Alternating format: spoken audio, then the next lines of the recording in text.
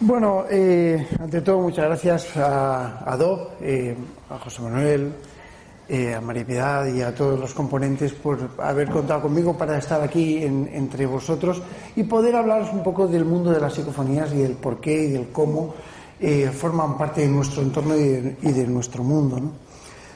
Pero antes de nada, como se trata de una conferencia, es la última, a mí me han dejado, siempre me dejan para el final, pero bueno, como se trata de una conferencia orientativa para la investigación, y yo sé que aquí hay gente de investigación y gente que investiga, lo primero que voy a proponer es que levanten la mano todas aquellas personas que deseen que orientemos la charla desde el punto de vista histórico. Psicofonías va a haber, porque psicofonías va a haber, ¿vale? Es decir, vamos a tener lo que es una exposición psicofónica, evidentemente. Pero vamos a orientar lo que es una charla o bien al sentido histórico o bien al sentido técnico y práctico. Así que manos arriba a todos aquellos que quieran sentido histórico. Ahora todos los que quieran sentido práctico. Hay menos práctico, pero bueno, así que no, es verdad, hay menos práctico, así que vamos a hablar sobre la historia de la psicofonía. En el año 1848 las hermanas Fox en Hainesville, Nueva York, desarrollaron uno de los sistemas que iban a formar parte del mundo de la transcomunicación, del mundo de la comunicación con esa otra parte, con la parte de, digamos, oculta, lo trascendental, y que formaría parte de, a su vez, de esa comunicación bilateral. Sí, es cierto que Katie, Margaret y Leah, que tenían en aquel entonces 10 años de edad, voy a enseñaros su foto, yo creo que se verá, vamos a ver. Aquí la tenemos, esta casita de madera. Aquí empezaron a ocurrir una serie de fenómenos verdaderamente extraños que, bueno, desarrollaron en sí una historia que iba a dar comienzo al contactismo. El contactismo forma parte de esta historia. Y nos decía John Fox, era todavía muy temprano cuando nos fuimos a la cama, apenas había oscurecido. Yo estaba tan sumamente cansada que casi me sentía enferma. Perdón, he dicho John, no, Miss Fox, que casi me sentía enferma, no hacía más que acostarme cuando aquello comenzó de nuevo. Las niñas dormían en la otra cama y en aquella habitación oyeron los golpes e intentaron imitarlo haciendo eso mismo con los ruidos. El señor Fox, a su vez, dijo, mi hija mayor Katie explicó, replicó Mr. Splitfoot, que es pata de palo en inglés, ¿no? Haz lo mismo que hago yo, y aplaudió varias veces con las manos. Aquel ruido imitó exactamente las mismas veces.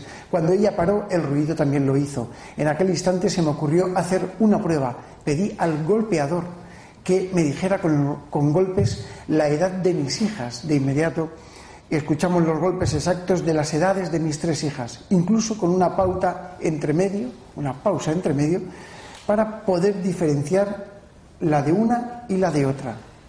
Después, con algún desconcierto, sonaron 3 golpes más. Yo miré a mi esposa extrañado y más tarde nos dimos cuenta de que se estaba refiriendo a lo que tendría mi hijo pequeño cuando murió que era 3 años. En fin, yo creo que es el comienzo de la transcomunicación no instrumental y formaría parte de ese estudio trascendente de una posible vida después de la muerte. Las hermanas Fox vivían en esta casita. Las manifestaciones se produjeron en esta casita y todo se orientó hacia este lugar. Pero el mundo de la transcomunicación, que nace de una forma absolutamente rara, misteriosa, comienza en el año 1901 con Valdemar Bogras. antropólogo americano, estaba estudiando en Siberia la tribu de los Tontuchi, que, bueno, pues era una tribu bastante introducida dentro del mundo indígena, y empezó a grabar sus cánticos y sus rituales. Empezó a grabar cosas raras. Tanto es así que dijo: en ocasiones parecían acercarse a la boca de la trompeta receptora del fonógrafo, tanto que a veces parecían estar prácticamente encima. ¿Pero quién estaba encima? Estábamos hablando de la posibilidad de haber grabado algo extraño. Y Valdemar Borgas, que se podría considerar como, estamos hablando del año 1901, año 1901, donde, bueno, pues sí que existe una influencia, sí que existe una interacción fuerte entre lo que es un estudio antropológico de una tribu y lo que es una grabación extraña que formaría parte de esas tribus, pero que quedó grabado en un fonógrafo. Bueno, vamos a pasar foto. Fox, ¿vale? Este sería el primer modelo de fonógrafo que, bueno, pues se utilizó, eran tambores de cera, por Thomas Alva Edison, el primero que desarrolló, y que precisamente en el año 1920 nos iba a dejar un poco la apariencia de algo que poco a poco se iba a convertir en estos aparatos que tenemos aquí encima, que son pequeños grabadores. Thomas Alva Edison, uno de los señores con más patentes del mundo, que según algunos robó muchas patentes a Nikola Tesla, pues posiblemente muchos de sus aciertos, muchos de sus equivocaciones, pero no se puede negar la evidencia, y es que el personaje en sí de Edison era una persona excepcionalmente buena dentro de lo que es el mundo científico. Tanto es así que formaba parte del Comité Científico de Nueva York, y bueno, pues ellos consideraron que Edison estaba diciendo verdaderas barbaridades, sobre todo porque ya estaba muy mayor. Estábamos hablando de años 20, publicado en la Scientific American. Si nuestra personalidad sobrevive, es estrictamente lógico suponer que retiene la memoria, el intelecto y otras facultades y conocimientos que adquirimos durante nuestra vida. Por lo tanto, si la personalidad sigue existiendo después de lo que llamamos muerte, resulta razonable deducir que quienes han abandonado la Tierra desearían comunicarse con las personas que han dejado este mundo. Me inclino a creer que nuestra personalidad podrá afectar a la materia en un futuro. Entonces, si este razonamiento fuera correcto, y si pudiéramos crear un instrumento tan sensible como para ser afectado, movido o manipulado por nuestra personalidad, tal como ésta sobrevive en otra vida, semejante instrumento, cuando dispongamos de él, tendría que registrar algo. Esto significa grabar a los muertos. Y esto es así. Tal cual, los científicos valoraron esta posibilidad, se dieron cuenta de que, en efecto, Edison estaba intentando ponerse en contacto con sus familiares difuntos. Bien, pasamos al año 1909. El telégrafo vocativo de Cambraya, en portugués, Augusto de Oliveira Cambraya, crea una patente en Río de Janeiro que, en cierto modo, nos presenta la posibilidad de que,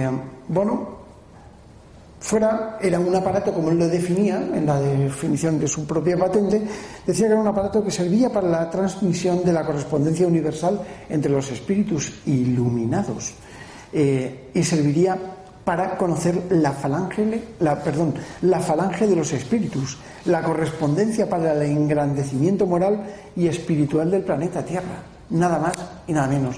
Estamos hablando del año 1909, que ya ha corrido un poquito de tinta. Poco a poco, Ferdinando Casamali, a ver cómo digo ahora, en el 1915 empieza en una revista inglesa a realizar unas investigaciones, a publicar unas investigaciones increíbles que pues se fundamentan en la posibilidad de captar mediante receptores de ondas electromagnéticas emisiones procedentes de otros mundos. En el año 1933, el aparato mediúmnico electrónico aparece y estamos hablando de, para mí, uno de los grandes eruditos en este momento, que era Próspero Lápagues, el cual le expulsaron de la comunidad espírita precisamente por afirmar que podía grabar voces en un sistema fonográfico y de recepción. Lo tiraron los espiritistas. Hoy la unión de lo que es la investigación espiritista, que es una doctrina, como bien sabéis, y lo que es la investigación pura y dura de los técnicos en transcomunicación, pues está unida. Y de hecho, yo dentro de poquito daré una conferencia precisamente con la Sociedad Espírita Española, que se va a hacer dentro de poquito en Calpe, y ahí vemos lo que es el aperturismo mental, el aperturismo de cultura que se ha producido en lo que es una doctrina lo que era una doctrina bastante cerrada, cosa que yo apruebo. Quiero enseñaros una foto. Aquí está nuestro amigo Edison, el experimento de Cazamali, y quiero enseñaros una foto muy curiosa, que era es la portada de un libro de un escritor que se llama John Alva Keel.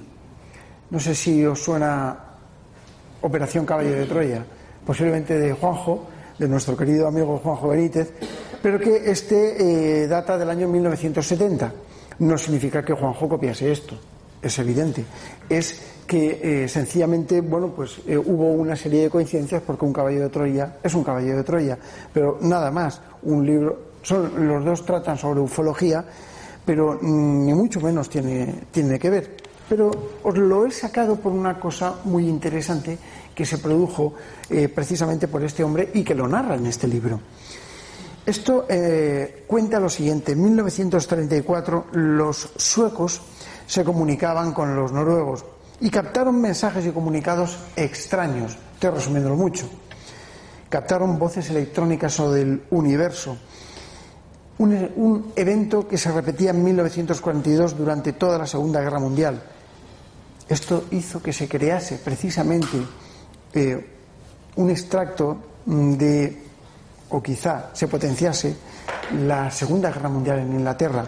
Hablamos del año 1949. Durante la Segunda Guerra Mundial se captaban voces entre los dos ejércitos, no sabían de dónde venían, les llamaban voces electrónicas o espaciales, nos hablaban de los superrayos.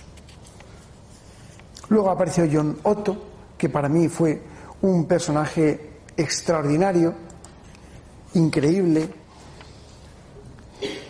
Y estos dos personajes que tenéis aquí, uno es el padre Gemelli y el otro es el padre Pellegrino Ornetti, fueron los que para mí grabaron o tuvieron la primera psicofonía de la historia. Estamos hablando del año 1952, donde el propio Vaticano encarga a estos dos señores para que intenten grabar esas cosas que le llaman voces del universo. 1952. Claro, evidentemente, ¿habéis oído hablar del padre Pellegrino Ornetti, el cronovisor? Hablaremos de ello algún día. Se hizo un experimento en el año 1941 que la Sociedad Española de Investigaciones Parapsicológicas repitió hace aproximadamente, en el 2014. Lo repetimos en Alfaz del Pi en una jornada de conferencias con 31 psíquicos conectados a un sistema, y pretendíamos demostrar que el efecto Raymond Bailes, que fue el que precisamente lo expuso, tenía un fundamento absolutamente fidedigno, y era que la mente era capaz de generar fonía, y de ahí salió el término psicofonía. ¿Vale? Fue así, pero no fue así, porque si no tendríamos la explicación de la psicofonía con concentración mental, y no es así. Muchas veces me lo han preguntado, ¿no? Me han dicho: pero ¿cómo es posible que se altere una cinta magnetofónica con algo que no existe? Y claro, ¿la mente es la mente? Bueno, luego aparece Friedrich Jürgensen. ¿Alguien no sabe quién es Friedrich Jürgensen? ¿Todo el mundo lo sabéis? Venga, va, quien no lo sepa que levante la mano. Joder. Bueno, Friedrich Jürgensen fue el descubridor de la psicofonía, año 1959, junio de 1959. Estaba en Molvo, en un pequeño... ¿No me oís bien? A ver, mejor. Joder, me lo podéis haber dicho antes. Bueno, estaba en Molvo, en un pequeño bosquecito detrás de su casa, y resulta que el hombre pues estaba intentando grabar cosas. Y estas cosas que estaba grabando era sencillamente para un documental que estaba realizando. Era el canto del carbonero, de un pinzón nocturno, y los trinos de unos pájaros, ¿no? El caso es que se metió en una cabaña, empezó a grabar y empezó a escuchar una cascada de agua caer, un sonido muy raro. Y después del sonido empezaron unas voces a hablar en noruego y en letón sobre el canto de los pájaros. Súper curioso. El 30 de abril de 1960 vio un pinzón posado junto a su ventana emitiendo unos preciosos cantos. Así pues, y a toda prisa, leo un fragmento de mi libro. Así pues, y a toda... el gran libro de las psicofonías, el último que escribí. Así pues, y a toda prisa dispuso su grabador para registrar el canto del ave. Cuando procedió su escucha apareció claramente una débil voz de mujer muy conocida para él. Se trataba la voz de su madre, Hélène, quien había fallecido en el año 1955, 5 años antes, a consecuencia de una serie de complicaciones producidas por una rotura pélvica. Sin embargo, a pesar de que identificó claramente su voz no tenía fuerza, no llegaba. Así pues, tras escuchar lo que había registrado de nuevo, conectó su magnetófono e intentó una segunda grabación. El resultado fue contundente. Su madre volvió a hablar, y esta vez mucho más claro, sin dificultad alguna, y dijo: tú, amor, tú vives en amor. Eli vive en mí. Friedel vive, como queriendo decir que ella vivía. Tú vives, nosotros vivimos. Eli, Friedel, papá vive. Muchos viven. Tu amor, Hélène. Esta fue, yo creo que la psicofonía que cambió el rumbo de la historia y lo que prácticamente nos trae hoy aquí para hablar de psicofonías. ¿Se me escucha aquí? Espérate que no me mate yo. Bueno, y entonces me preguntaréis, ¿cómo es posible que el fenómeno de la psicofonía forme parte de un estudio, de una técnica? ¿Hay gente aquí que graba psicofonías? ¿Manos arriba? Bastantes. Muy bien. Vamos a dar 2 o 3 pinceladas de técnica. Yo creo que el mundo de la psicofonía todo el mundo lo sabe. He contado un poco la historia introductoria, brevemente, porque tampoco es más, ¿no? Y además que la historia se puede leer. Pero lo que no podéis hacer, cogéis un libro, la leéis y ya está. Pero si tenéis alguna duda, tenéis alguna cuestión, si os plantea algún enigma, no siempre me tenéis a mí o a alguna persona que conozca el tema para realizar las preguntas. Así pues, yo voy a seguir hablando, pero cuando tengáis alguna pregunta, algún razonamiento, alguna cuestión que influya para el tema de las psicofonías, quiero que me la hagáis. Sabemos perfectamente que la psicofonía forma parte de la investigación paranormal y me la hacéis levantando la mano, ¿vale? La investigación paranormal, ¿sabéis qué concepto tiene? Estudiar lo efímero, espontáneo y esporádico. Desde tiempos de Joseph Rhimes, cuando la parapsicología se estudiaba en laboratorios en momentos donde todo el mundo nos habíamos planteado la posibilidad de que existiese algo, el éter, supuestamente. Casi todo se explicaba con el éter, y con la posibilidad de que existiese también hay una realidad aparente. Esto no fue así. En los años 70 todo esto cambió. Yo he pasado por esa parapsicología que todos hemos estudiado, los un poco más antiguos. En los años 70 cambió todo esto y se abrió lo que se llamó la parapsicología fronteriza, la parapsicología de origen fronterizo o trascendental. Lo trascendental es lo que hay más allá.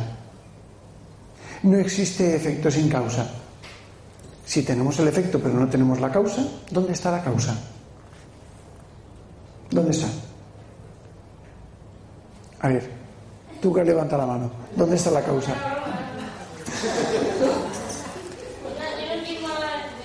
Bien, si tenemos un efecto de que estas pilas se mueven hacia allá, ese es el efecto, pero no vemos la causa.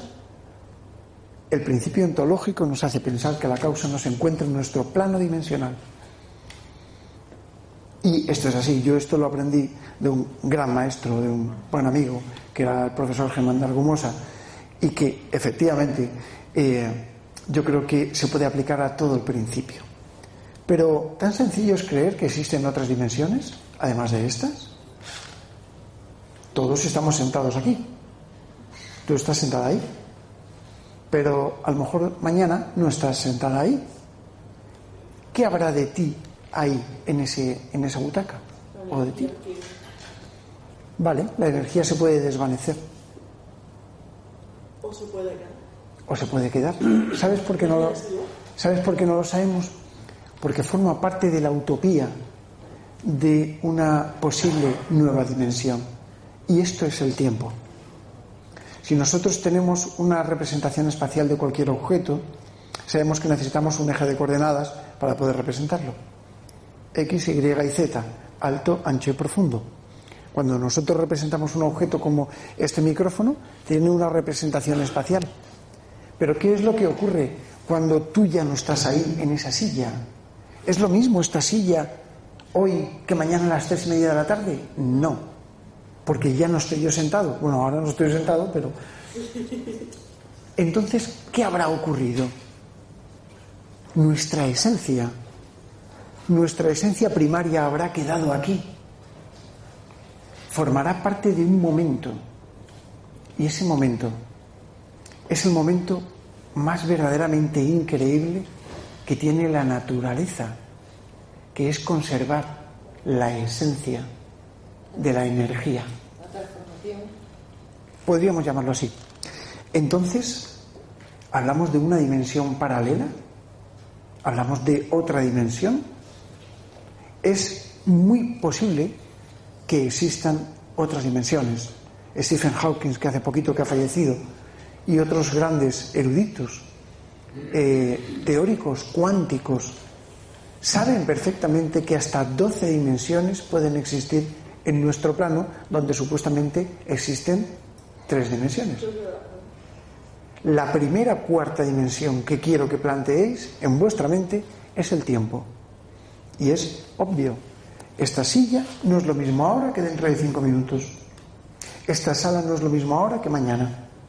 Porque las condiciones han cambiado, los factores han cambiado. No podemos llegar a comprenderlo. No queremos tampoco llegar a comprenderlo, porque no sabemos cuáles son esos factores. Voy a poneros un ejemplo. Imaginaos que estamos en la Edad Media, ¿vale? Y llego yo y hago un viaje en el tiempo y me llevo una linterna. Agua no, que sí que lo saben, pero una linterna. Cojo esta linterna. Bueno, a mí, lógicamente, como aparece en todas las películas, me detienen los caballeros y tal, me llevan ante el rey y me dicen, vale, aquí ha venido un forastero, hay que cargárselo. Bueno, sí, posiblemente fuera así. Y yo llego allá con mi linterna, cojo la linterna, ¡clac!, la enciendo y se ilumina. Hostias. Coge, perdón, Mindalia, Las palabrotas no. Luego pon un pip y ya está. Directamente todo el mundo se tiran hacia atrás porque he encendido mi linterna. Una bombilla y una pila con 2 cables. Coge, lógicamente, el hechicero del castillo. Tráemelo aquí. Me ponen allí. Esto, ¿qué magia es? Digo, no, esto es una linterna. ¿Pero cómo que una linterna? ¿Qué es eso? Esto es magia. Explícame tu magia, poderoso mago. Y digo, oiga, yo nada más que sé darle aquí y esto se enciende y es una linternita. Y se enciende e ilumina el techo.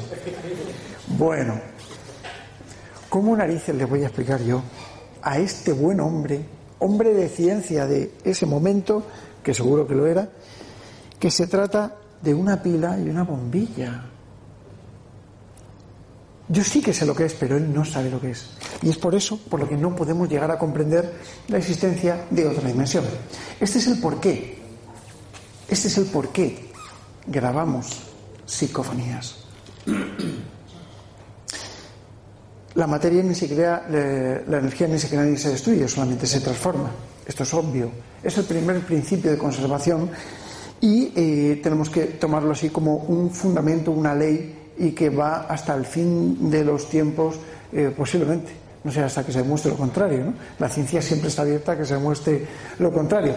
Pero bueno, también decíamos que no podíamos crear nada de la nada, porque la nada es nada, y sin embargo, en California se ha creado antihidrógeno. Significaba que no existía el hidrógeno. ¿De dónde sale ese hidrógeno? Se ha creado. Pero bueno, cosas que tiene la ciencia. Algún día a lo mejor crean psicofonías. ¿De dónde salen las psicofonías? Si las psicofonías fueran simplemente voces que hubieran quedado atrapadas en otro tiempo, es muy posible que yo estuviese captando mensajes de otros tiempos. Pero las psicofonías nos hablan, nos responden, nos dicen, nos comunican cosas.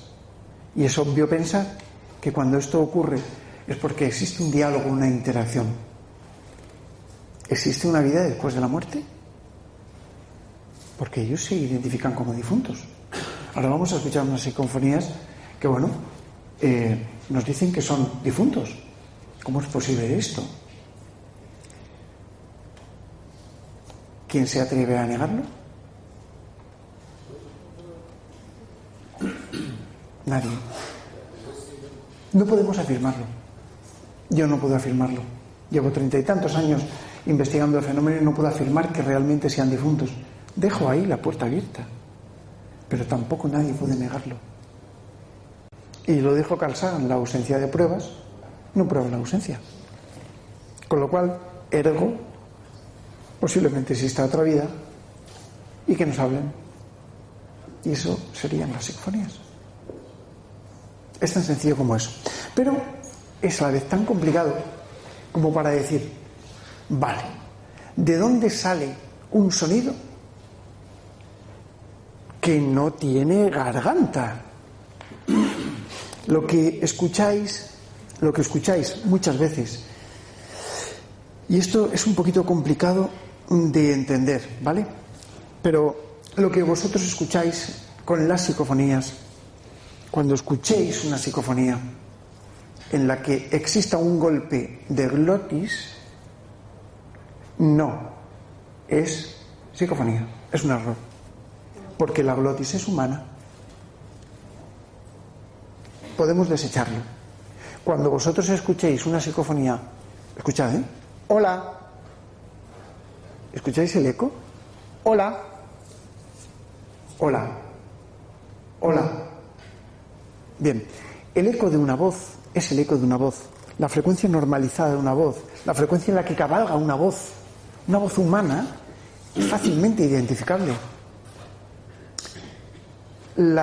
Según yo publiqué en el primer libro mío sobre psicofonías en el año 2001, hablaba de una energía, planteé la hipótesis de la transformación de la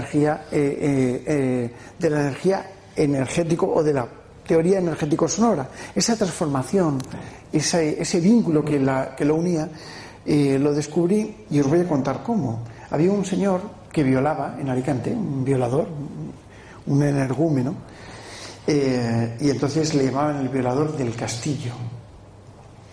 Y bueno, yo cuando estaba en tiempos, estaba estudiando la carrera, siempre terminaba bastante tarde, mi padre traía la prensa, el periódico, y yo pues a la 1 de la mañana o así me ponía a grabar psicofonías, ¿no? Y bueno, pues estaba hojeando, siempre después de estudiar, quiero decir, cuando terminaba, antes de irme a dormir, grababa 10 minutitos, 15 minutitos, una cosa así. Y pues paso la hoja, me pongo a grabar, paso la hoja y veo el violador del castillo tal actúa de nuevo. Bueno, no había violado a nadie, pero estaba amenazando a la gente. Así pues, no se me ocurrió otra cosa que coger un papelito de estos cuadrados que se apuntan cosas. Digo, coño, esto.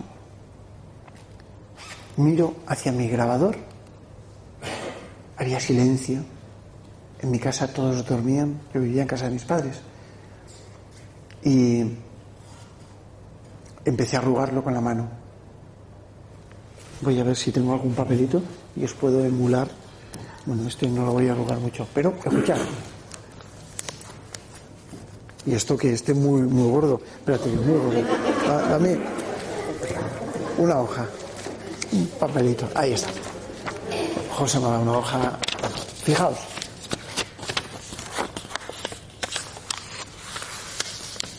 ¿Vale?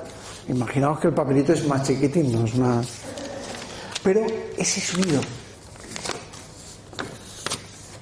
fue la portadora ideal para que cuando yo rebobiné y escuché, quedase grabada una voz que me decía claramente: Tozábala. Creo que la tengo publicada por algún libro de los míos, algún CD. Tozábala. En esa época, yo además de estar estudiando la carrera, pues también tenía una empresa de informática, hacía software a medida y llevaba pues la policía. Yo hice lo de las denuncias y las multas y todo eso. No puse que no me multasen a mí, en mi coche. No lo hice. Bueno, sí lo hice, pero lo quité. ¿Para qué vamos a ver? Es broma, es broma. Bueno, el caso es que al día siguiente cojo a un cabo, al cabo Ramón Villó de Parra, y le digo: Ramón, mira lo que me ha pasado. Le cuento el hecho. Anoche, mientras estaba grabando, pues me ocurrió esto. Dice: la calle Tozábala en Alicante no existe. Bueno, lo miramos en un callejero. No existía internet. Bueno, no así. No era inviable. Existía una cosa que se llama Infovía, no sé si os acordáis. No, soy ya muy mayor. Pero bueno, eran bases de datos relacionales que se interconectaban sitios con sitios a través de sistemas de radioenlace. Bueno, pero eso lo hacíamos los técnicos, por eso la gente no sabía lo que era Infovía. Luego fue Teletel, luego fue Infobel, que eso ya era más moderno. Pero el caso es que estaba allí, no había forma de consultarlo, no existía la calle. Joder, y esto, Tozábala, Tozábala, Tozábala, y se escuchaba, Tozábala, sí, es que dice Tozábala, Tozábala, nada, no aparece, es que no existía la calle Tozábala. Pero bueno, yo le dije: ¿no tienes un callejero un poquito más antiguo? Dice: sí. Abre, o me lo dijo él, no me acuerdo. Abrió el cajón y sacó un libro. Era un callejero blanco, pero su color era como este. O sea, estaba absolutamente pasado del sol. Se había pegado ya todo, era arcaico. Y efectivamente empezamos a mirar y por Tozábala no aparecía nada. Pero me dice Ramón, dice: un momento. Tozábala, Zabala, doctor Zabala. Sabéis que las psicofonías muchas veces tienen un inicio, y efectivamente cuando veo la psicofonía, prácticamente había cogido el inicio de la grabación psicofónica como parte de la energía del papel y se había transformado en Doctor Zabala. Doctor Zabala. Y la calle sí estaba, justo en las faldas del castillo, casual y curiosamente. Este pequeño ejemplo, de alguna manera, es para que, en cierto modo, comprendáis que sí existe interacción. Las voces psicofónicas forman parte de nuestro entorno, posiblemente desde tiempos inmemoriales. Hemos visto durante este pequeño repaso de la historia que desde la invención de los primeros sistemas de grabación algo se está intentando poner en contacto con nosotros, algo que está ahí y algo que a veces tiene respuestas muy concretas a preguntas que los investigadores realizan. ¿Te lo, Antonio? Y en cierto modo esto nos tiene que ayudar a comprender la posibilidad de que la ausencia de pruebas no pruebe la ausencia y de que algo que no vemos esté ahí. Hacía yo hace poquito un programa con un queridísimo amigo que es Miguel Ángel Pertierra, un programa de Déjame Entrar con Mindalia, un programa que recomiendo a todo el mundo, Déjame Entrar. Y estábamos hablando de las experiencias cercanas a la muerte. Él decía: Pedro, es que la gente que vuelve, el doctor Pertierra es una persona que está en contacto con pacientes, la gente que vuelve desde ese otro lado cuenta cosas verdaderamente increíbles. Parece como si existiese una vida ahí esperándonos. Parece como si ese otro lado intentase comunicarse con nosotros. ¿Qué son las psicofonías?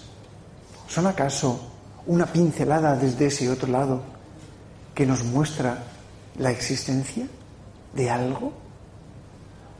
¿Cómo debemos investigarlas? ¿Qué errores se deben de plantear a la hora de analizar una psicofonía? A la hora de decir que algo aparentemente se ha demostrado.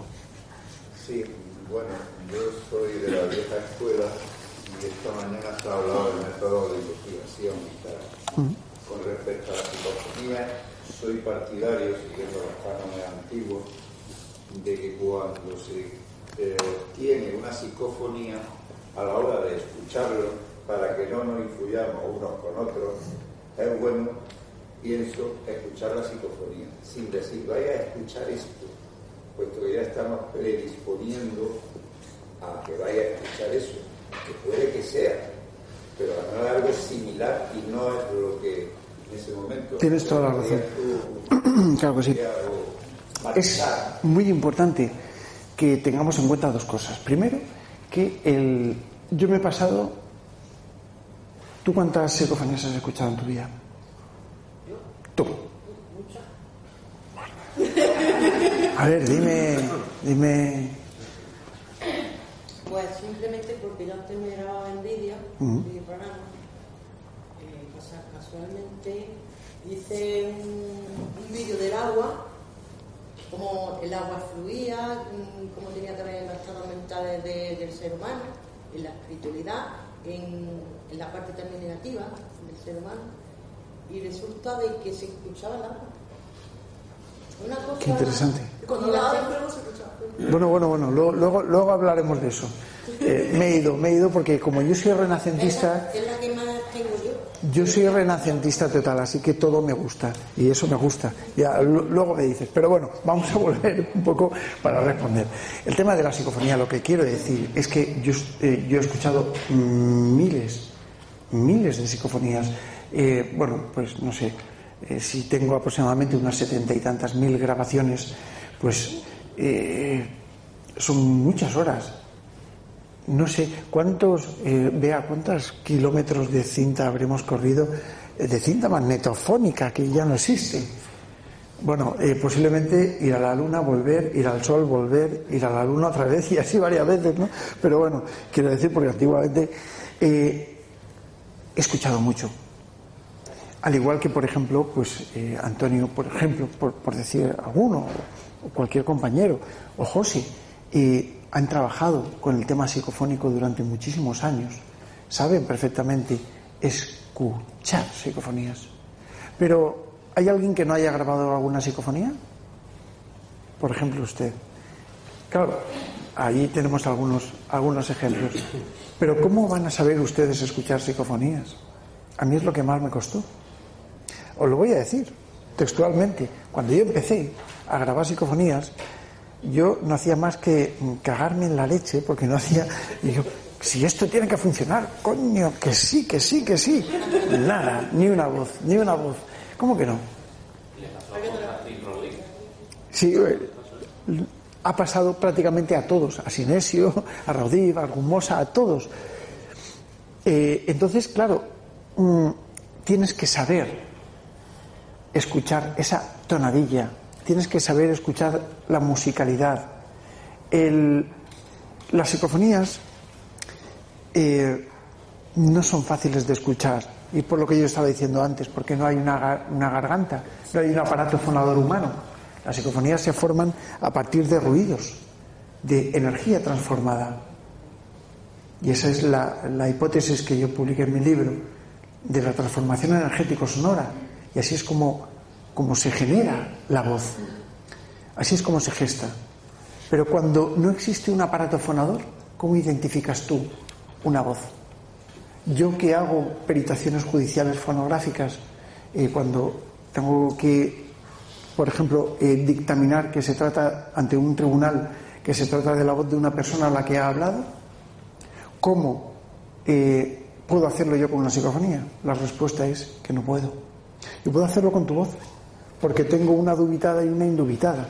Si yo te digo hola, di hola, o di me llamo Pepe, o me llamo Paco, ¿vale? Me llamo Paco, ¿vale? ¿Por qué? Pues porque yo tengo grabada de ti una voz amenazante, me llamo Paco y te voy a matar, ¿vale? Por teléfono. Entonces, ahora te doy paso. Entonces, claro, yo tengo una dubitada y una indubitada, puedo hacer la comparación y a través de un sistema informático puedo saber cómo interpretar tu voz, ¿vale? Pero esto no ocurre con las psicofonías porque no tienen patrones normalizados de voz. Y es por eso por lo que hay que explicar el contenido. Te voy a poner otro ejemplo. ¿Tienes niños pequeños? ¿Has tenido niños pequeños? Bien. ¿Niño o niña? Niño. ¿A qué edad empezó a hablar, más o menos? 2 añitos y medio, 3 añitos, por ahí, ¿no? Y cuando empezó a hablar Paco, ¿cómo hablaba? La lengua de trapo, que casi lo entendía alguien, ¿no? ¿Alguien tiene hijos? Sí, ¿verdad? ¿Alguno? ¿Quién no tiene hijos? Bueno, alguno levantará la mano. Pero bueno, todos los niños, todos, yo tengo una pequeña hija que también nos pasó, todos los niños, cuando son pequeñitos que rompen a hablar y viene una visita a casa, pues a ver al nene o a la nena y tal, ay, ¿y qué ha dicho el nene? Y el padre se lo traduce. ¿Sabéis por qué? Porque el papá y la mamá están acostumbrados a entenderlos. Es por lo mismo que nosotros interpretamos las psicofonías para todos ustedes. Pero bueno, adelante. Yo creo que para saber identificar una psicofonía, en primer lugar, es para tú por lo menos hacerte el oído o por lo menos tener el don de saber identificarlo, es escuchar varias psicofonías y de esa forma, ya cuando tú grabes, vas a tener unas características, no son iguales como tú has dicho, porque no tienen los mismos patrones, pero que no van a ser iguales porque no tienen los mismos patrones, pero tienen unas características muy similares. Totalmente. Bien. Bueno, quédatelo y ahora se lo pasas a alguien que tenga alguna pregunta. Los patrones en las psicofonías cambian, y cambian por una razón obvia, y es que el sonido ambiental es distinto. Escuchad. ¿Cómo te llamas? No, el que tienes tú detrás de ti, que es más bajito. Hola, muchacho. ¿Cómo te llamas? Gabriel. ¿Cómo? Gabriel. Qué nombre tan bonito. A ver, Gabriel, di tu nombre, por favor, pido silencio, ¿vale? Tu nombre en voz alta. Gabriel. ¿Silencio? ¿Vuelve a repetir? Gabriel. ¿Os habéis dado cuenta de la resonancia? Cualquier sonido, tenemos que saber escucharlo. Escuchad. El aire acondicionado lo oís. ¿A que no lo oíais antes? Pero estaba. Muchas veces encontramos sonidos que están camuflados en el sonido de fondo. Y esto a veces nos da sorpresas. Tenemos que saber escuchar el silencio. Yo cuando empecé con las psicofonías, empecé grabando el silencio con grabadoras pequeñitas y me di cuenta de que había voces. Vamos a poner ahora alguna psicofonía porque me gustaría y no quiero que tampoco se nos haga muy tarde. ¿Tenemos un poquito? Bien. Pero sí que es verdad que quiero que sepáis una cosa. Todas estas psicofonías están analizadas desde hace muchísimo tiempo. Perdón, es que lo tengo para arriba. Vale, ya está. Yo soy tremendamente científico y yo desarrollé el método paracientífico de investigación y soy totalmente científico. Necesito ciencia, porque me gusta la ciencia, porque mis carreras son de ciencia, porque mis estudios son de ciencia, porque mi formación es totalmente científica.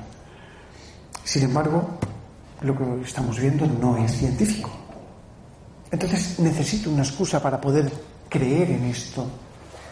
No me creo nada. Yo demuestro cosas. Sí, ahora me lo creo, porque he visto tantas cosas que no puedo negarlo. Pero necesito pruebas, y mis pruebas son poner trabas a todas las cosas para que las grabaciones sean correctas, para no confundir una cosa. El error es humano, es evidente. Hay mucha gente que sin querer pues tiene errores en las grabaciones psicofónicas, es respetable, yo los tengo seguro y los he tenido, vamos, y me ha pasado 1000 veces, no una, 1000 veces. Ahora mismo estaba consultando con el bueno de Francis y con Copérnico García, que yo creo que algunos le conoceréis, porque en una investigación que hicimos teníamos una interpretación y no estamos los tres de acuerdo en nada, con lo cual, bueno, en fin, pero son cosas que pasan y en el debate constructivo es donde está el avance. Quiero decir con esto que la interpretación de las psicofonías es algo verdaderamente complicado. Hay que tener una cierta experiencia, hay que, como tú bien decías, haber escuchado mucho, hay que saber cómo entran, cuándo entran.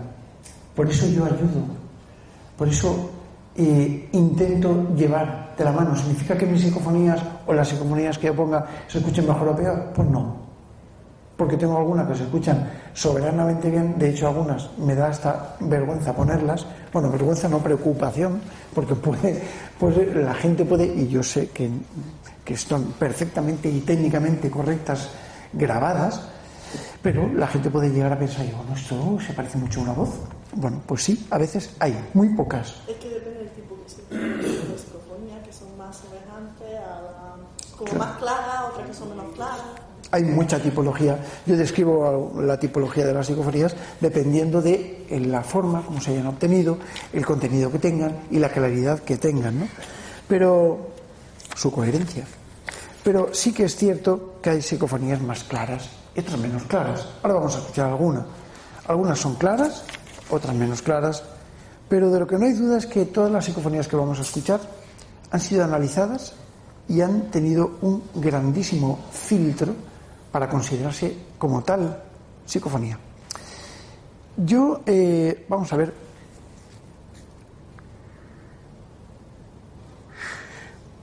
vamos a empezar con una grabación obtenida en una ermita en Monóvar, una población alicantina, de donde era el famoso escritor Azorín, José Martínez Ruiz. Y bueno, pues este En este lugar yo con mi querido amigo José Requena pues estuve investigando durante muchísimo tiempo y estábamos perdidos en una montaña. Allí había una ermita en la cual se habían hecho algunas invocaciones, se habían expuesto algunas pinturas extrañas y demás, ¿no? Y bueno, en cierto modo fuimos allí a obtener algún registro psicofónico. Montamos aparatos. Yo las grabaciones las realizo aproximadamente durante 2 minutos. ¿Sabéis por qué? Porque necesito estar concentrado. No se puede hablar durante una grabación psicofónica y mucho menos susurrar, porque se nos puede confundir la voz. Si alguien lo hace, vea que está ahí, que mi mujer es la encargada de decir paramos. Y paramos. Y paramos significa que paramos, ¿no? Entonces, claro, no lo aceptamos, no se puede. Sin embargo, hay veces que en el corte, es decir, cuando detenemos la grabación, fin de pruebas, ¡pum!, paramos, tienes una cola y ahí se te queda alguna, ¿vale? Es posible que ocurra, o es posible que estemos grabando, que yo lo hago, esta mañana lo he hecho. Esta mañana estaba grabando psicofonías aquí, pero no lo habréis sabido, pero yo tenía un grabador aquí puesto, a ver qué pasaba, mientras que Antonio estaba hablando de psicofonías. Pero bueno, quiero decir, esta mañana lo hemos hecho, o anoche, cuando estábamos aquí a la 1 y pico de la mañana, estamos experimentando. Y hubo un momento en que cuando estuvimos absolutamente callados, dos. Pero la última grabación, bueno, chicos, vamos a dialogar. Cogí mi grabadora y empecé a pasear mientras hablábamos, sin solapar las voces, porque cuando solapas voz es cuando ya no sirve, porque no puedes identificar. Entonces, claro, esto es muy importante y lo digo como técnica, ¿vale? Como técnica de investigación para aquellos que investigan. No se pueden solapar las voces. Sí que se puede grabar y sí que se puede escuchar, pero no se pueden solapar las voces. También otra técnica es si se escucha algún golpe o que te va a caer o hace algún ruido, pues ese ruido he sido yo, para que se sepa que no ha sido otra cosa que puede ser. No te preocupes. Cuando se graban psicofonías es interesante lo que está diciendo por una razón, porque son los típicos apuntes de una persona que está interesada por el fenómeno, por investigar el fenómeno y está buscándole explicación, y es así, y lo apruebo de verdad. Cuando tú estás grabando, si alguien tiene que decir algo, ¿cómo tiene que decirlo? Alto y claro, ¿o no, Fede? Así es. Tú lo que no puedes hacer, vosotros habéis oído a Fede, yo lo he escuchado porque lo tengo delante, pero vosotros habéis escuchado un susurro. Eso es lo que se graba y dices, hostia, una psicofonía. Pues no, es Fede. Ya está. Vale. Entonces, lo que no se puede es hablar ni susurrar. Si haces un ruido, acordaos de mi aporte sonoro, energía sonora, o si estás modificando algo, es evidente que esto nos va a servir para captar psicofonías, porque la energía ni se crea ni se destruye, solo exacto, con lo cual yo necesito una fuente de energía para que me dé voces psicofónicas. Si no, ¿de dónde narices sale esa energía? Incluso el propio aparato electrónico que esté usando para grabar. Efectivamente, cualquier cosa, cualquier ambiente, como hemos visto que Gabriel estaba diciendo antes, su voz y quedaba aquí, pues el ambiente tiene sonidos que no escuchamos. Y es ahí donde tenemos que saber escuchar el silencio, porque ese sonido que queda ahí es el sonido que produce luego las psicofonías. Sí o sí. Y os lo digo porque lo he comprobado. Al igual que el famoso clic metálico, que en mi último libro ya digo que lo tomo como algo que forma parte de una teoría, no una hipótesis, sino una teoría. Todo el mundo dice, vamos a teorizar. No, vamos a hipotetizar. No, esto es una teoría. La teoría es la siguiente. Antes de las voces psicofónicas hay un sonido que produce la detonación de la voz en sentido agudo. Y cuanto más agudo, mejor. Por eso antiguamente se le llamaba el clic metálico. Bien, vamos a poner una psicofonía, ¿no? La primera que vamos a poner se grabó en esta ermita encantada, plena montaña, y aparece una voz que dice: oh, mi suegro José. ¿Sabéis lo que es una parafonolalia? Parafonolalia es un término parapsicológico que sirve para definir, o un paramelodema, son términos muy raros, que sirven para definir músicas, cancioncillas, cantinelas que resuenan. Es muy raro escuchar un paramelodema, pero lo vais a escuchar. En el silencio más sepulcral se escucha una tonadilla que parece decir, ¿vale? Una cosa así. Y a continuación, como un suspiro y una voz que dice: oh, mi suegro José.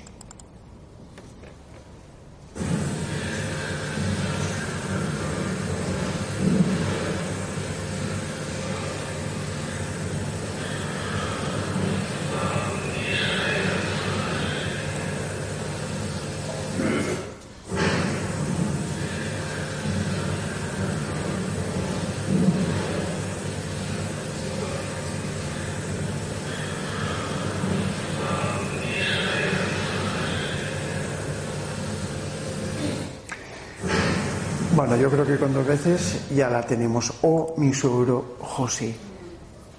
En Belchite, lugar del bombardeo de Belchite, se escucha... yo estuve haciendo varios programas de televisión allí y tal, con Telecinco, con Antena 3 y con Televisión Española y con algunas más, con 4 también. El caso es que estaba yo allí. Yo fui allí con motivo de la investigación de las psicofonías de Carlos Bogdanich, querido amigo también, y que yo puse en tela de juicio sus psicofonías, ¿no? Pero bueno, ahí estaba y fui con ese motivo. Estábamos allí y una de las personas, concretamente, me parece que fue de Antena 3, sí, estamos en la iglesia de San Agustín y estábamos haciendo preguntas sobre si podíamos comunicarnos con las almas de las personas que habían quedado allí. Murieron, según algunas fuentes, 5.000 personas, según otras fuentes, 11.000. Ojo, Decían que los cadáveres se apilaban en pilas de 7 metros en las cunetas de la carretera, del Belchite antiguo. Bueno, aquello fue horrible. El caso es que se escucha con claridad una voz que en el silencio, grabación controlada, dice: no hay más que una vida.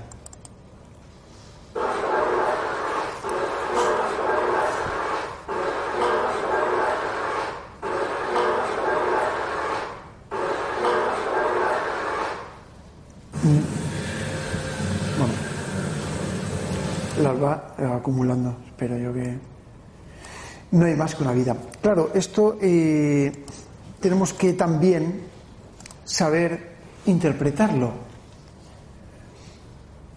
Pero hay otros sistemas, como por ejemplo el sistema de transradio comunicación, que se utilizan, no la Spirit Box, que la Spirit Box es un poco complicada. Yo conocí a Frank Santion, que fue su inventor. Y este hombre, pues cuando el hombre estaba en vida, murió ya, estábamos hablando, ¿sabéis lo que es la Spirit Box? Sí. Bueno, pues este hombre, Pedro, ¿qué tal? Él, me parece que vivía en Miami, creo recordar, y él envió 200 aparatitos a los investigadores para que experimentáramos, ¿no? Y en cierto modo yo siempre he sido crítico con él y él me lo acepta y dice: Pedro, si yo sé que son los locutores de radio, porque al fin y al cabo es un barrido de la radio, es un barrido, pac, pac, pac, vale, pero es súper divertido, porque cuando tú vas a grabar psicofonías, ¿cuánto tiempo te pasas para grabar una buena psicofonía?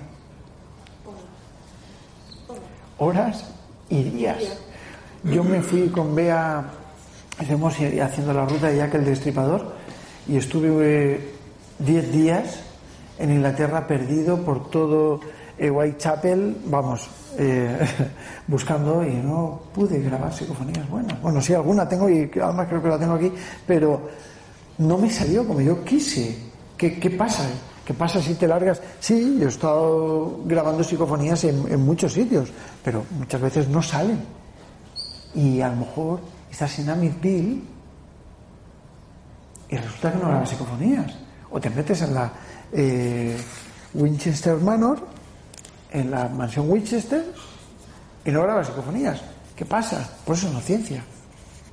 Te toca recoger tus aparatos y decir, pues señores, que se haya aburrido, lo siento, pero no hay. Y no hay. Quiero decir con todo esto que la psicofonía es efímera, espontánea y esporádica, y es por eso por lo que se considera un fenómeno paranormal. Pero también tiene algo, y es la intencionalidad. ¿Saben quiénes somos? ¿Saben cómo nos llamamos? Yo, por ejemplo, tengo una aquí, grabada con el sistema de Transradio, donde se sintoniza una emisora de radio en decadencia que cae y se graba. A ver, micrófono, ¿vale? Aparato de radio a 1 metro de distancia. El aparato de radio se sintoniza en onda media, en una amplitud modulada, como queráis decirlo, en una frecuencia donde haya una caída de sintonización. Imaginaos que estáis escuchando la COPE, por decirlo de COPE, SER o Radio Nacional de España, sí señor, el programa de Miguel Blanco. Pues nada, yo qué sé, pues eso, estamos escuchando Radio Nacional de España y escuchamos a Miguel Blanco. Hola, buenas noches, soy Miguel Blanco, ¿vale? No te enfades, Miguel, que es una broma y tú lo sabes. Bienvenidos al Espacio en Blanco. Y así toda la vida. Y todo lo recordamos con mucho cariño. Pero si movemos el dial un poquitín hacia un ladito, tenemos una caída de sintonización. En esa caída aparecen voces. Voces que nos hablan, que se comunican con nosotros, que responden a nuestras preguntas y que saben quiénes somos y cómo nos llamamos. Os voy a poner un ejemplo. Yo me parece que pregunto, a ver, hola, ¿estáis aquí conmigo? Sí. Y aparece una voz que dice, hola, Pedro. Vamos a escuchar. Esta es difícil, ¿eh? Hola, Pedro.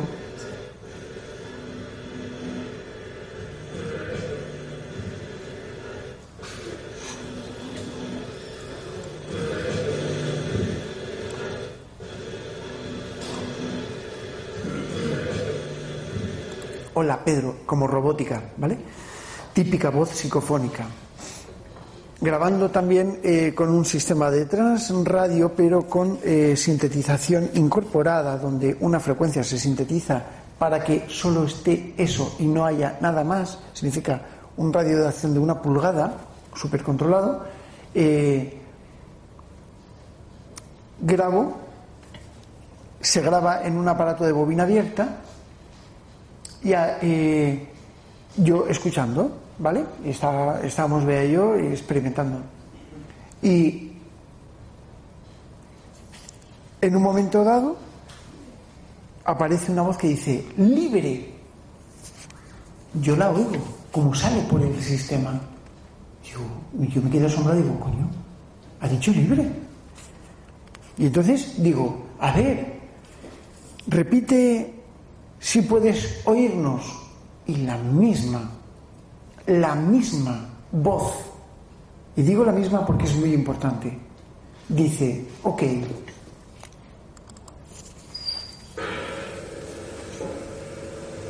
ha dicho libre. A ver, repite si puedes oírnos. Libre. Ha dicho libre. Os lo pongo. Ha dicho libre.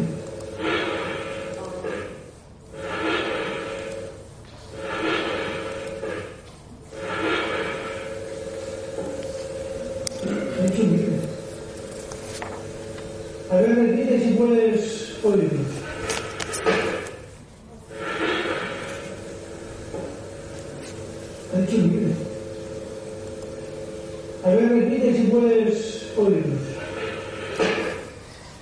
En Belmez de la... A ver. En Belmez de la Moraleda, es que me las acumula aquí detrás. Fantástico el programita este. En Belmez de la Moraleda, perdón, estuvimos realizando muchísimas investigaciones, tanto en la Casa de las Caras durante 23 años, nada más y nada menos. Luego dice gente que dice, sí, me he ido a investigar y he vuelto. ¿Cómo? Sí. Yo sé que de gente, no, yo estoy investigando en Belmez. Sí, fui, hice una foto y me fui. Llevo 23 años investigando las puñeteras caras de Belmez y todavía no sé lo que son. Yo no sé cuánto tiempo he perdido o ganado. Pero bueno, el caso es así y seguiré haciéndolo porque lo llevo dentro.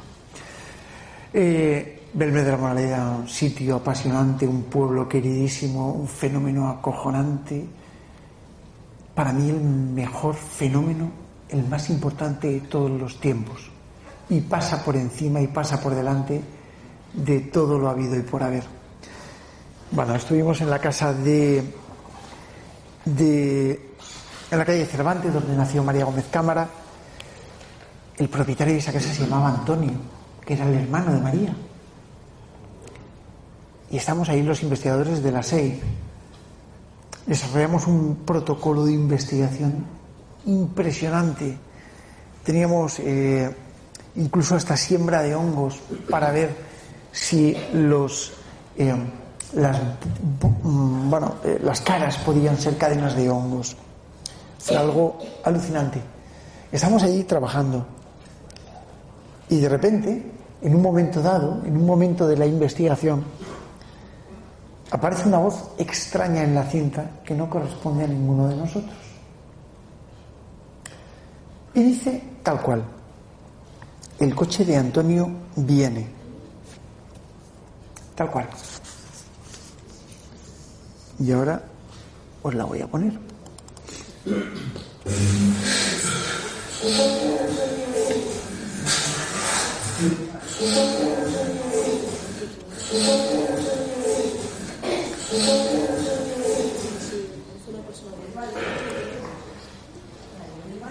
Yo no me he atrevido nunca a decirlo.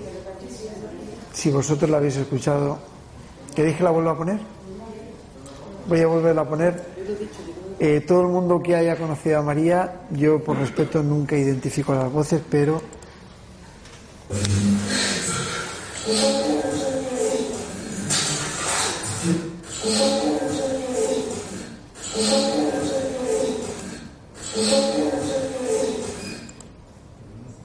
para mí sí. Pero bueno, ahí está. Tiene toda su timbre, el tono, como ella hablaba, con esa... Cuando preguntamos también en Belmez de la Moraleda, a grabación controlada, 2 minutos, ¿nos puedes dar la clave de quién forma estas caras? Una voz muy dura, difícil, compleja, muy compleja de escuchar, dice: sí, el asesino. ¿Nos puedes dar la clave de quién forma las caras?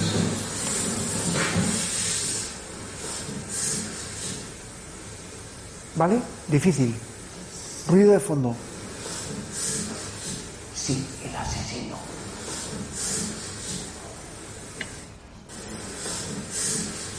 Difícil, pero...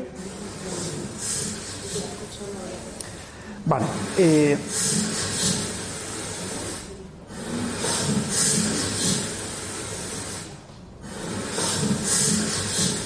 Quizá el hecho de que las personas que estén más cerca de la fuente de audio la escuchen mejor. Es difícil, pero la he querido traer porque es complicada o sea, no todas las psicofonías son buenas, ¿no? Cuando estuve yo grabando un programa, voy a terminar nada, ¿eh? ¿Estáis cómodos? ¿Sí? Bueno. Cuando estaba yo grabando un programa en Andalucía, en Sevilla, en Canal Sur, estuvimos 3 años grabando un programa que era Flashback, con Belinda, con Isidro Pérez Hidalgo, con Ricardo Bru. Yo iba, me parece que una vez cada 2 veces al mes o algo así, para, bueno, pues explicar un poco los términos parapsicológicos. Entonces ellos, voy a contarles esta historia muy brevemente porque creo que os merecéis saberla. Me dijeron un día, la directora me dice un día: Pedro, ¿qué te gustaría investigar? Y yo, hombre, las caras de Belmez. Y bueno, ¿y qué hacemos con las caras de Belmez? No me dicen nada más. Y a las 2 semanas resulta que habían montado un programa sorpresa y yo salgo haciendo un poco el imbécil allí en la tele. Sí, es verdad, sí, porque es que además me sorprendí. Yo pongo cara de sorpresa y de asombro por lo que habían hecho. Porque digo, me cago en la puta, pero ¿qué han montado esta gente? Bueno, el caso es que se habían ido allí. Ricardo Bru había hipnotizado a una serie de hipnosensibles, de personas que tenían sensibilidad para ser hipnotizadas, y bueno, pues les había sometido en una especie de experiencia de trance en la casa de las Caras de Belmez, con María delante. Y entonces se habían comunicado supuestamente con los familiares de caídos de la Virgen de la Cabeza, en el santuario de Virgen de la Cabeza, también familiares de María, y habían dicho que existía un cuadro en el estanco del pueblo de María, no de María Gómez Cámara, de su tía María, y que, bueno, pues que en ese estanco, en esas fotos, estaban los familiares y que las caras de Belmez eran los familiares. Hostia. Yo me quedo así, con cara de póker, Antonio. Tú imagínate, tú sabes lo que he investigado todo este... Y yo digo, hostia... digo, una de dos, o esto es una broma, visto que ya me han hecho 2 bromitas de estas, de eso que luego van con el ramo de flores y todo eso. Bueno, o esto es un bombazo. Al día siguiente de emitirlo, el programa tuvieron que repetirlo no sé cuántas veces. Llegó a tener un nivel de share, de cuota media de pantalla, del 63% de Andalucía. Con lo cual, bueno, todo esto se emitía por Forta, por toda la cadena de televisiones autonómicas de España y de Canarias. Bueno, España, como tiene que ser. España es grande, desde los Pirineos hasta Canarias, sin dejarme ningún trozo.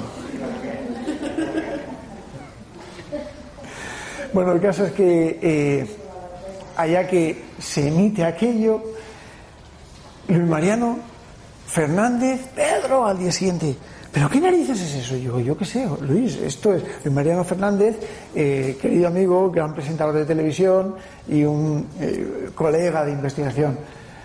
Bueno, pues llama Iker Jiménez, Luis Mariano Fernández, empiezan a hablar y escriben un libro que es Tumba sin nombre.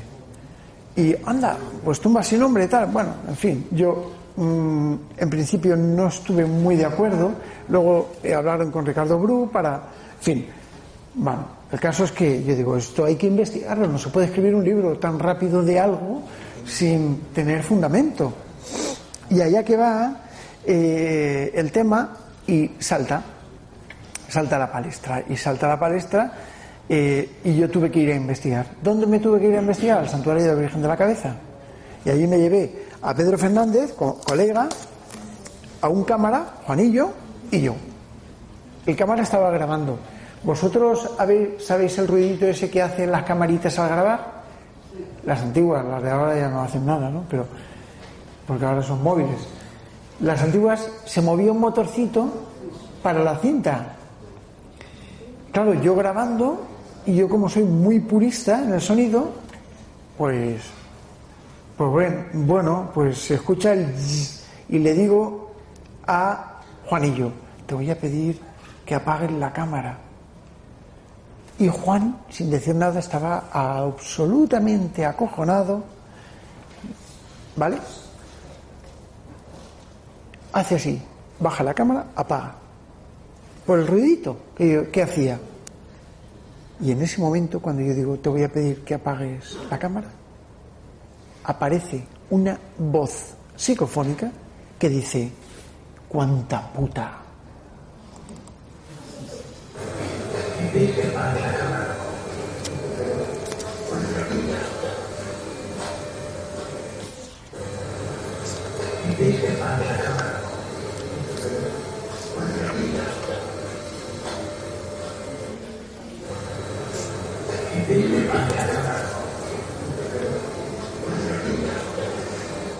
Voy a poneros para finalizar una grabación rara, una grabación extraña, una grabación que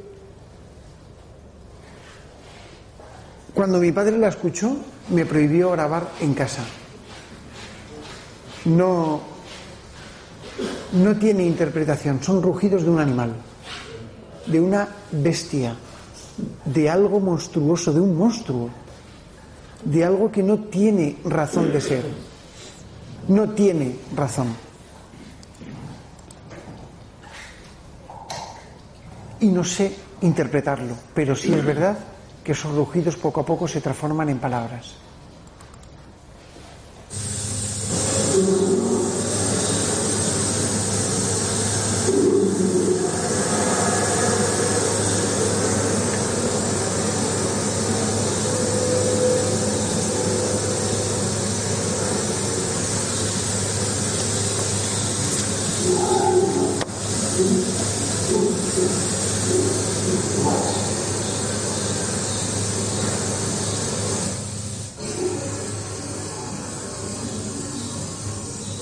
Grabación tratada.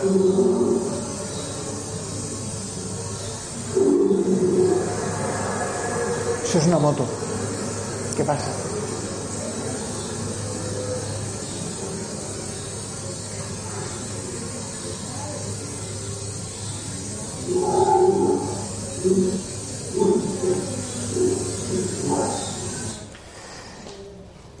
Pues esta era la grabación.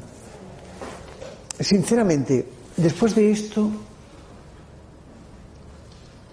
después de hablar de psicofonías, de hablar de dimensiones, de que todo posiblemente sea relativo, de que todos estos sonidos que hemos escuchado formen parte de una dimensión distinta a la que nosotros nos encontramos,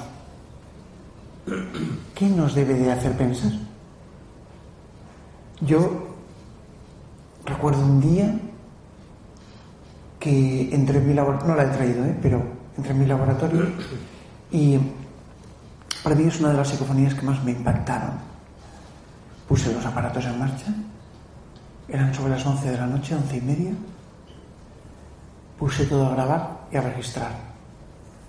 Y en un momento dado, mientras que estaba sonando el bullicio de fondo de la experimentación, yo pregunté: ¿podéis darme un mensaje desde vuestro mundo? Y aparece una voz de un niño, y la tengo grabada, que dice: hola Pedro, estoy muerto, dime por qué estoy muerto. Quizá esto nos pueda servir como conclusión. Muchísimas gracias.